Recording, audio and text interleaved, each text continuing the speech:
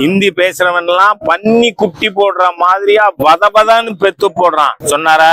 சரி, அதை விட கேவலமா திமுகவோட மூத்த அமைச்சர் துரைமுருகன் அவர் என்ன சொன்னாரு? வட மாநில பெண்கள் 5 புருஷன் 10 புருஷன் கட்டிப்பாளுகன்னு. இது உண்மையா? பெண் குலத்தையே இழிவுபடுத்துற செயல் இல்லையா? ரோஷம் உள்ள முதல்வரா இருந்தா, நாகரிகமானவர்னா, நல்லவர்னா அன்னைக்கு துரைமுருகனை மினிஸ்ட்ரியை விட்டு வெளில தள்ளி இருக்கணும்.